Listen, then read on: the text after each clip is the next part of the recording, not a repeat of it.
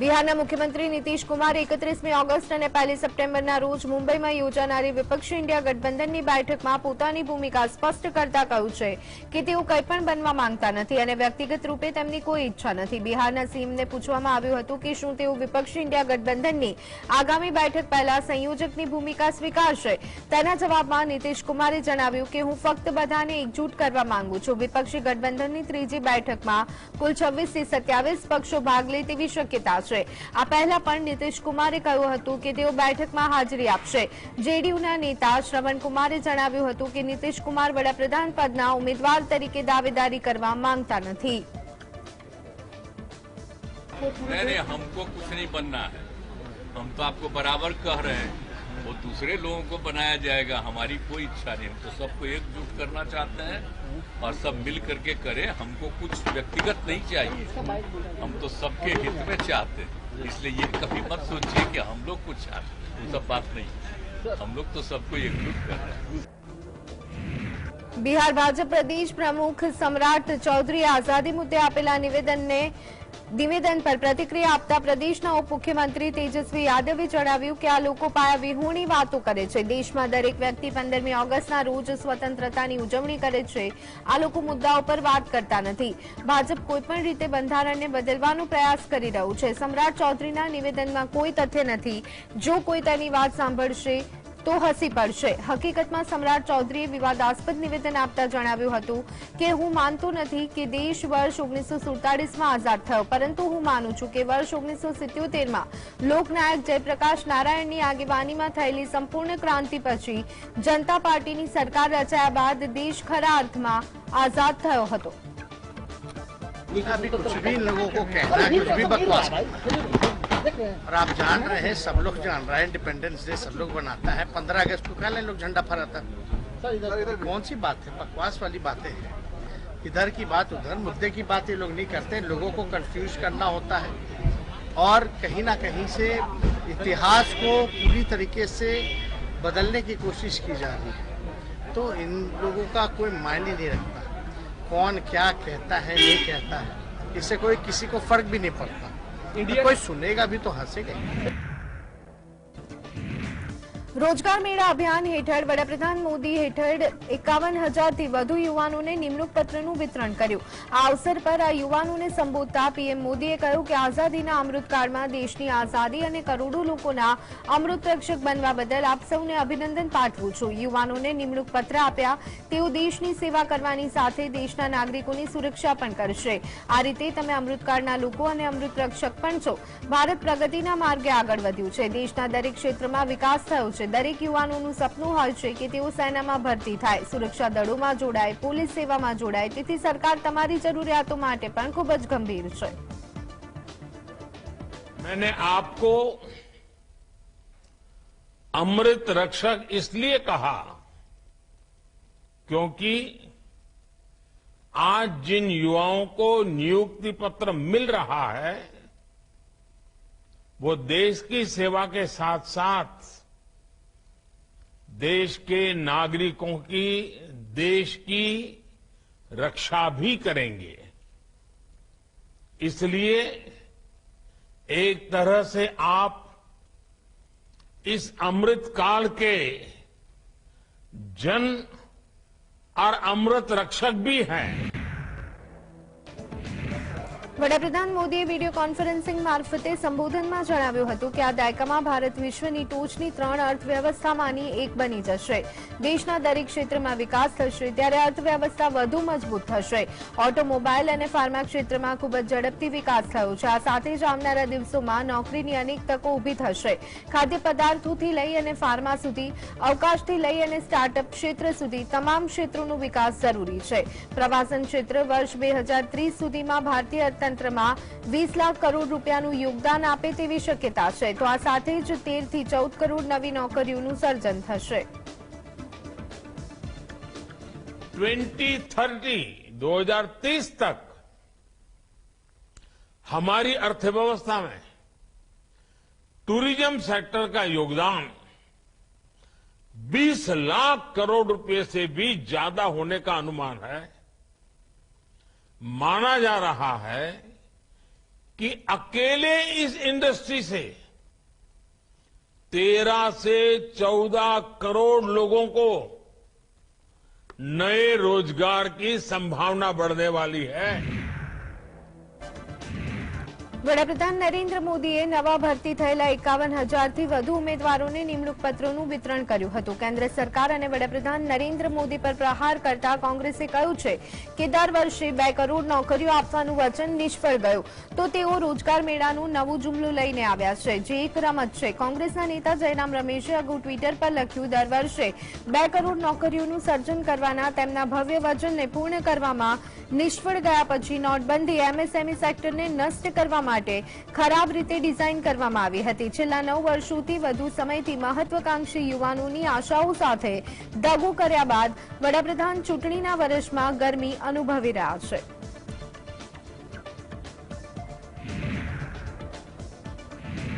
રાજસ્થાનના કોટામાં આ વર્ષે વિદ્યાર્થીઓના આપઘાત કરવાના કુલ 22 મામલા સામે આવ્યા. ત્યારે રાજસ્થાન કોંગ્રેસના અધ્યક્ષ ગોવિંદ દોસ્તારાએ દાવો કર્યો છે કે દિવસ રાત મોબાઈલ જોવાના કારણે યુવાનોમાં ડિપ્રેશનનું પ્રમાણ વધી ગયું છે.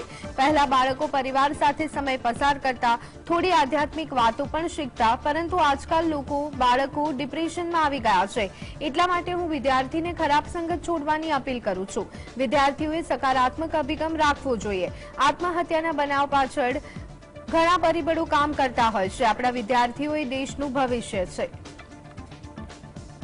एक तो क्या है कि रात दिन मोबाइल देखना, इससे लोगों में क्या है, नौजवानों में डिप्रेशन बढ़ रहा है. पहले क्या है कि आदमी परिवार के बीच में बैठता था, बात करता था, रास्ता बताता था आगे का, थोड़ा आध्यात्मिक भी था. आजकल क्या है, लोग बच्चे भी डिप्रेशन में आ रहे हैं. इसलिए मैं अपील करूंगा कि एक तो गंदी संगत छोड़ें, गंदे लोगों का साथ सोसाइटी छोड़ें. ये ज्यादातर जो है ना गंदी संगत के साथ बैठेंगे तो फिर इस तरह की भावनाएं पैदा होती है. मैं चाहता हूं कि आप लोग अच्छी सोसाइटी में रहे, अच्छा सोच रखें. જમ્મુ કાશ્મીરમાંથી કલમ 370 હટવા અને રાજ્યની પુનઃરચના બાદ કેન્દ્ર શાસિત પ્રદેશ લદ્દાખના કારગિલમાં પહેલીવાર ચૂંટણી યોજાવા જઈ રહી છે. લદ્દાખમાં ખાસ કરી અને ઓટોનોમલ હિલ ડેવલપમેન્ટ કાઉન્સિલની આ ચૂંટણીમાં કારગિલ હિલ કાઉન્સિલની 26 સીટો માટે 10 સપ્ટેમ્બરે મતદાન થવાનું છે. આ વખતે આમ આદમી પાર્ટીએ તેના ઉમેદવારો ઉતારતા ચૂંટણી અંગે ચર્ચા થવા લાગી. માહિતી અનુસાર કારગિલ હિલ કાઉન્સિલની 26 સીટો પર આમ આદમી પાર્ટીએ પોતાના 88 ઉમેદવારો મેદાને ઉતાર્યા છે. હિલ કાઉન્સિલની સત્તા માટે ભાજપ, કોંગ્રેસ અને નેશનલ કોન્ફરન્સ વચ્ચે ત્રિકોણીય મુકાબલો છે. નેશનલ કોન્ફરન્સના ઉમેદવારો અપક્ષ તરીકે લડશે, જ્યારે દિલ્હી અને પંજાબમાં સત્તા ધરાવતી આમ આદમી પાર્ટીએ પણ 4 બેઠકો પર તેના ઉમેદવારો ઉતાર્યા છે. આમ આદમી પાર્ટીએ ખાસ કરી અને પોઈન સીટથી મોહમ્મદ હુસૈનને ચૂંટણી મેદાને ઉતાર્યા છે. 30 સભ્યો ધરાવતી કાઉન્સિલની 26 સીટ માટે યોજાઈ.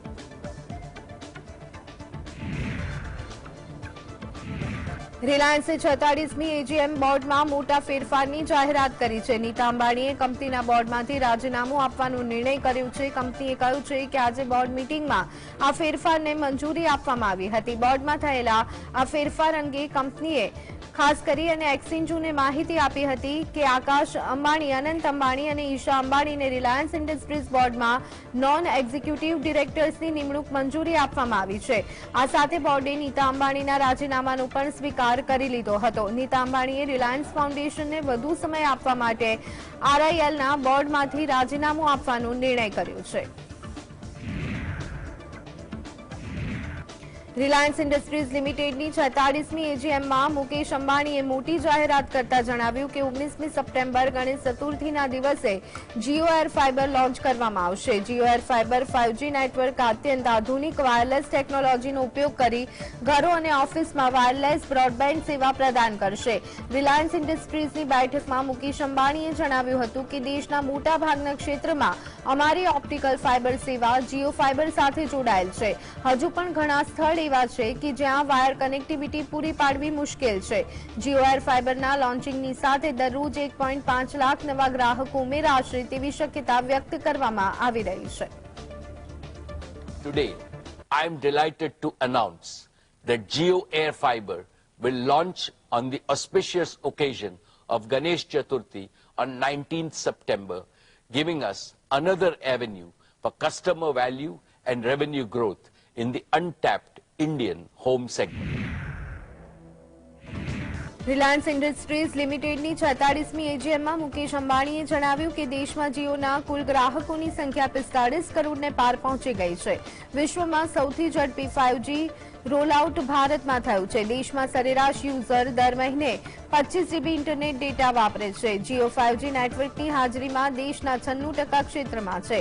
ડિસેમ્બર 2023 સુધીમાં સમગ્ર દેશમાં 5G સેવા ઉપલબ્ધ કરાવવામાં આવશે. દર 10 સેકન્ડે એક ગ્રાહક જીઓ 5G સેવા સાથે જોડાય છે.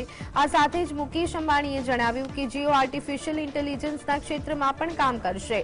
આપણે આર્ટિફિશિયલ ઇન્ટેલિજન્સનું ડિજિટલ ઇન્ફ્રાસ્ટ્રક્ચર બનાવવાની જરૂર છે. હું વચન આપવા માંગુ છું કે જીઓ દરેકને દરેક જગ્યાએ આર્ટિફિશિયલ ઇન્ટેલિજન્સની સેવા ઉપલબ્ધ કરાવશે. Again, our 5G rollout last October. In just 9 months, Jio 5G is already present in over 96% of the census towns of our country. And we are on track to cover the entire country by December of this year. This makes Jio 5G the fastest ever 5G rollout of this scale anywhere in the world. Nearly 85% of the total 5G cells operational in India are in Jio's network. At our current pace, we are adding one 5G cell to our network every 10 seconds. Tokyo ઓલિમ્પિકમાં gold medal જીતનારા નીરજ ચોપરાએ વધુ એક ઐતિહાસિક સફળતા મેળવી છે. નીરજ ચોપરાએ વર્લ્ડ એથ્લેટિક ચેમ્પિયનશિપના ઇતિહાસમાં ભારતને સૌપ્રથમ ગોલ્ડ મેડલ અપાવ્યો છે અને હંગેરીના બુડાપેસ્ટમાં પુરુષોની ભાલા ફેંક સ્પર્ધા જીતી લીધી છે. આ સાથે જ નીરજ વર્લ્ડ એથ્લેટિક ચેમ્પિયનશિપના 40 વર્ષના ઇતિહાસમાં ગોલ્ડ મેડલ જીતનારું સૌપ્રથમ ભારતીય એથ્લીટ બની ગયું છે. નીરજે જબરદસ્ત દેખાવ કરતા 88.70 મીટરના થ્રો સાથે ગોલ્ડ મેડલ પોતાના નામે કર્યો. ભારતના સાથે વર્લ્ડ એથ્લેટિક્સ ચેમ્પિયનશિપના ઇતિહાસમાં ત્રીજો મેડલ મળ્યો છે. જ્યારે નીરજ ચોપડાએ વર્લ્ડ એથ્લેટિક્સમાં એકથી વધુ મેડલ જીતનારા સૌપ્રથમ ભારતીય તરીકે રેકોર્ડેડ બુકમાં સ્થાન મેળવ્યું છે.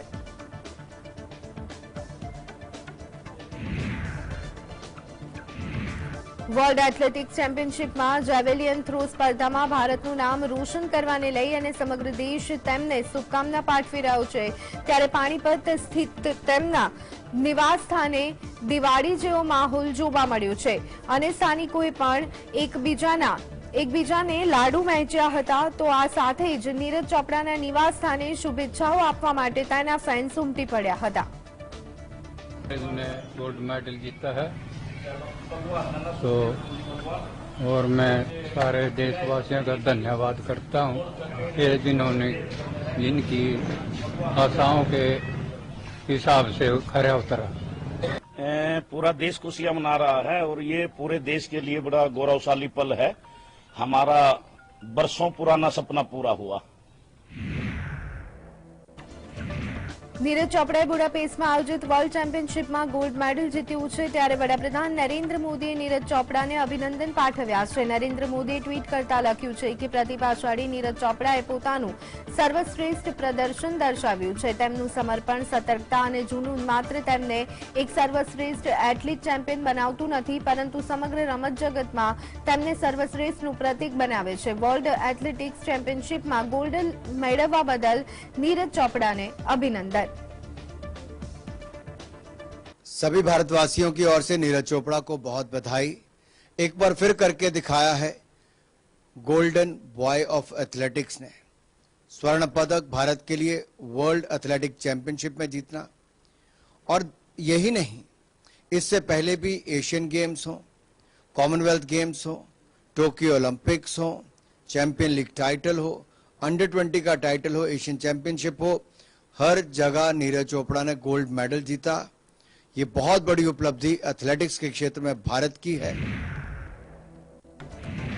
દિલ્હીમાં G20ને ધ્યાનમાં રાખી અને દિલ્હીને દુલ્હનની જેમ શણગારવામાં આવી છે. દિલ્હીના સુશોભિત સરદાર પટેલ માર્ગ, mother Teresa crescent, Teen Murti Marg, Dhaula Kuan, IGI Airport Road, Palam technical વિસ્તાર, India Gate, C Hexagon, Mandi House, Akbar Road, Gol Chakkar, Rajghat, Delhi ગેટનો સમાવેશ થાય છે. દિલ્હીમાં G20 દરિયાના 61 રસ્તાઓ અને સ્થળો પર ફૂલો અને પાંદડાઓથી શણગારવામાં આવ્યા છે. શણગારેલા 6.75 લાખ ફૂલના વાસણો સ્થાપિત કરવામાં આવશે. વન વિભાગ અને દિલ્હી પાર્ક્સ એન્ડ ગાર્ડન સોસાયટીએ 1.25 લાખ પાંદડા અને 2.50 લાખ ફૂલો સપ્લાય કર્યા હતા, જ્યારે પીડબ્લ્યુડીએ 35,000 પાંદડા અને 15,000 ફૂલો સપ્લાય કર્યા હતા. સાથે જ પાંદડાના 85,000 ગુચ્છો અને 15,000 ફૂલ સપ્લાય કર્યા હતા. હરિયાણાના નુમાં હિન્દુ સંગઠનોના આહવાનને લઈ અને આજે ફરી બ્રિજ મંડળ યાત્રાનું આયોજન કરાયું છે. જો કે તેને તંત્ર દ્વારા મંજૂરી આપવામાં આવી નથી, પરંતુ હિન્દુ સંગઠન યાત્રા માટે મક્કમ જણાતા સમગ્રનું પોલીસ છાવણીમાં ફેરવાઈ ગયું છે. ગત 31મી જુલાઈએ બ્રજમંડળ યાત્રા દરમિયાન થયેલી હિંસાના કારણે યાત્રા અધૂરી રહી, ત્યારે હિન્દુ સંગઠન દ્વારા આજે ફરી બ્રિજ મંડળ યાત્રાનું આયોજન કરાયું. ત્યારે જિલ્લામાં કલમ 144 લાગુ કરવામાં આવી. જિલ્લાની તમામ શાળાઓ અને બેંકો પણ બંધ રાખવામાં આવી. બીજી તરફ હરિયાણા પોલીસનું ગુરુગ્રામ બોર્ડર શંકાસ્પદ લોકોને પ્રવેશવાની મંજૂરી આપતા પહેલા તપાસ કરતી જોવા મળી. નુના આઈડી કાર્ડ ધરાવતા લોકોને જ આગળ જવાની મંજૂરી આપવામાં આવી રહી છે. આને ધ્યાનમાં રાખી અને ચેકપોइंट બનાવવામાં આવી રહ્યા છે. प्रशासन की तरफ से कोई ऐसी अनुमति नहीं है और हम आपसी सहमति से बातचीत करके भी रोक रहे हैं, और अगर कानून व्यवस्था के मेंटेन करने की जरूरत पड़ी तो उसके लिए भी फोर्स डिप्लॉयड है. स्थानीय प्रशासन ने जो है 144 लगा रखी है और शांति व्यवस्था बनाए रखने के लिए जो भी प्रबंध करने पड़ेंगे वो कर रहे हैं. इन्वेस्टिगेशन चल रही है. लगभग 250 से ऊपर जो है एक्यूज आइडेंटिफाई करके अरेस्ट किए जा चुके हैं और एसआईटीज हमारी लगी हुई हैं. 4 अलग अलग एसआईटीज हैं. तो इन्वेस्टिगेशन और टेक्निकल एविडेंसेस के आधार पर जो फुटेज वगैरह सीसीटीवी है, जो भी और टेक्निकल एविडेंसेस है, उसके आधार पर कार्रवाई की जा रही है. जो दंगाई थे उनको गिरफ्तार किया जा रहा है.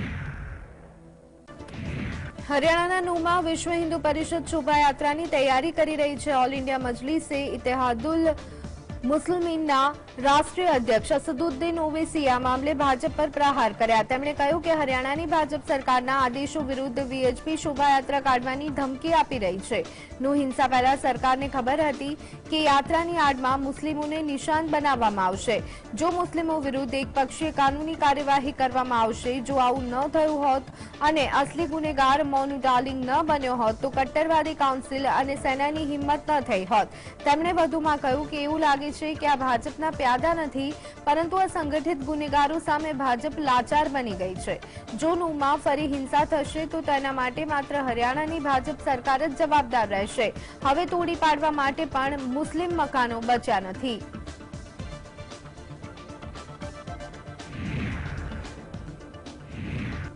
આસામમાં પૂરની સ્થિતિના કારણે વિકટ પરિસ્થિતિ સર્જાઈ છે. પ્રદેશના 6 જિલ્લાના અને ગામડાઓમાં પૂરના પાણી ફરી વળવાના કારણે કુલ 53,000થી વધુ લોકો અટવાયા છે. ધોમાજીમાં સૌથી વધુ 24,000, સોનિતપુરમમાં 12,000 અને લખીમપુરમાં 8,500 લોકો પ્રભાવિત થયા. સેન્ટ્રલ વોટર કમિશન તરફથી જારી કરવામાં આવેલી માહિતી પ્રમાણે અવિરત વરસાદના કારણે બ્રહ્મપુત્રા અને તેની ઉપનદીઓના જળસ્તરમાં વધારો થયો છે અને પરિણામે આસપાસના વિસ્તારો જળમગ્ન થઈ ગયા છે.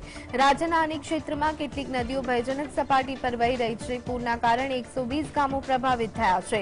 પૂરના કારણે 3,000 હેક્ટરમાં ઉભા પાકને નુકસાન પહોંચ્યું છે. આ સાથે જ દિબ્રુઆગમાં બ્રહ્મપુત્રા નદીનું જળસ્તર ખતરાના નિશાનને વટાવી ચૂક્યું છે. નદી કિનારે નીચાણવાળા વિસ્તારોમાં રહેતા લોકોનું સ્થાનિક વહીવટી તંત્ર દ્વારા સલામત સ્થળે સ્થળાંતર કરવામાં આવ્યું હતું. हमारे डिब्रूगढ़ शहर में जो कि डीटीपी डिब्रूगढ़ टाउन अंचल जो है, यहाँ पर जो पानी का लेवल है वो कल रात से ही बहुत ज़्यादा बढ़ रहा है. तो हमारे यहाँ जो डेंजर लेवल है वो 105.70 है, 105.70 mm है. तो ये आज सुबह 7 बजे का जो वाटर लेवल अपडेट है उस हिसाब से ये लेवल बढ़कर 105.81 हो गया है. तो ये जो डेंजर लेवल है ये डेंजर लेवल से भी ऊपर अभी चल रहा है और खतरे अभी टाउन पे खतरा अभी पड़ा हुआ है. લાલુ યાદવ સાથે સંબંધિત ડોરંડા કોષાગાર ઘાસચારા કૌભાંડ મામલે રાંચીમાં સીબીઆઈની વિશેષ કોર્ટે પોતાનો નિર્ણય સંભળાવ્યો છે. કોર્ટે આ મામલે સાક્ષીના અભાવમાં 35 લોકોને મુક્ત કર્યા છે. કોર્ટે આ મામલે 53 લોકોને 3 વર્ષની સજા સંભળાવી છે. અન્ય આરોપીઓ પર સુનાવણી ચાલી રહી છે. આ મામલે 36 આરોપીઓને 1 સપ્ટેમ્બરના રોજ સજા સંભળાવવામાં આવશે. આ મામલે કુલ 124 આરોપીઓ ટ્રાયલનો સામનો કરી રહ્યા છે. આપેલા ચુકાદામાં પૂર્વ ધારાસભ્ય ગુલશન અજવાનીને 3 વર્ષ વર્ષની સજા સંભળાવવામાં આવી છે। તો આ સાથે રાજદ સુપ્રીમો લાલુ પ્રસાદ યાદવ સાથે સંબંધિત ઘાસચારા કૌભાંડના 5 કેસ સહિત કુલ 53 મામલાની સુનાવણી સીબીઆઈ કોર્ટમાં પૂરી કરી દેવામાં આવી છે। 52 કેસમાં કોર્ટ પૂર્વમાં પોતાનો નિર્ણય આપી ચૂકી છે। ડોરંડા કોષાગાર મામલે 27 વર્ષોથી સુનાવણી ચાલી રહી છે। આ મામલે 616 સાક્ષીઓના નિવેદન નોંધવામાં આવ્યા છે। સીબીઆઈએ આ મામલે કુલ 192 આરોપીઓ વિરુદ્ધ કેસ દાખલ કર્યો હતો અને હજુ ટ્રાયલ ફેસ કરનારા આરોપીઓની સંખ્યા 124 છે। આ દરમિયાન 62 આરોપીઓનું નિધન પણ થઈ ચૂક્યું છે।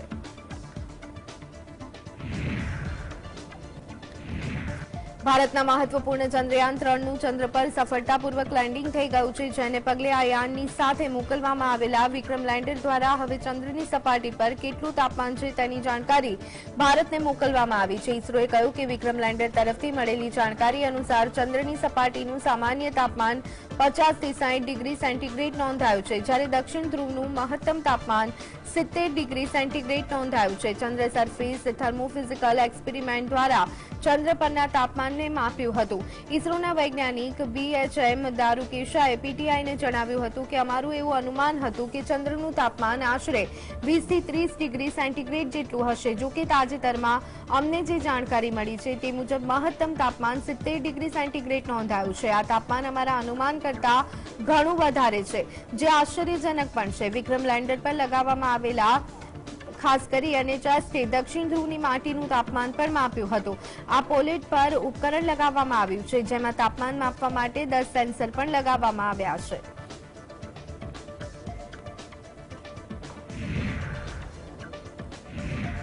કોંગ્રેસે ઇસરોની સ્થાપના માટે ભારતના પ્રથમ વડાપ્રધાન જવાહરલાલ નહેરુના યોગદાનની પ્રશંસા કરી। છેલ્લા કેટલાક દિવસોથી ભારતના અંતરિક્ષ કાર્યક્રમમાં નહેરુ અને કોંગ્રેસના અન્ય વડાપ્રધાનના યોગદાનને લઈ અને ભાજપ અને કોંગ્રેસ વચ્ચે શાબ્દિક યુદ્ધ ચાલી રહ્યું છે। વિપક્ષી પાર્ટીઓ તેમના નેતાઓના પ્રયાસને ઉજાગર કરવાનો પ્રયાસ કરી રહી છે, જ્યારે શાસક પક્ષની 2014 પછી આ ક્ષેત્રમાં ઘણી પ્રગતિ થઈ હોવાનો દાવો કરી રહ્યા છે। ચંદ્ર પર ચંદ્રયાન 3ની સફળતાને કોંગ્રેસે દરેક ભારતીયની સામૂહિક સફળતા અને ઇસરોની સિદ્ધિ સાતત્યની ગાથાને અદભુત ગણાવી હતી। કોંગ્રેસે આ સફળતાને 1962માં હોમી ભાભા અને વિક્રમ સારાભાઈએ આરંભેલી દૂરંદેશી તેમજ દેશના પ્રથમ વડાપ્રધાન નહેરુના સમર્થનનું પરિણામ ગણાવ્યું। આ શ્રેણીમાં ઓગસ્ટ 1969માં સારાભાઈએ ઇન્ડિયન સ્પેસ રિસર્ચ ઓર્ગેનાઇઝેશનની કરેલી સ્થાપનાને શ્રેય પણ આપ્યો હતો।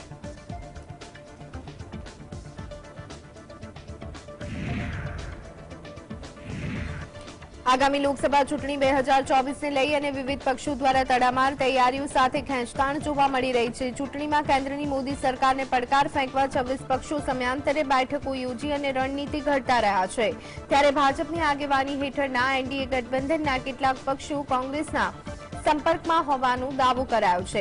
એટલું જ નહીં, આ પક્ષો ટૂંક સમયમાં ઇન્ડિયા ગઠબંધનમાં જોડાવાની પણ તૈયારીમાં છે।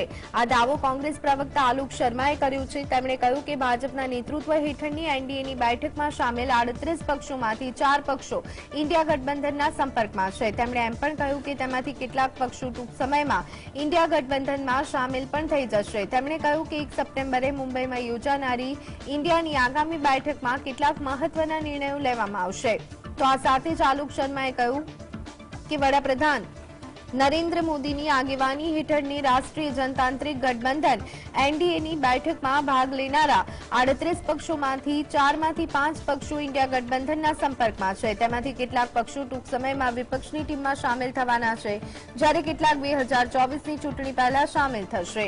ગત મહિને દિલ્હીમાં એનડીએની બેઠક યોજાઈ હતી, જેમાં 38 પક્ષોએ ભાગ લીધો હતો।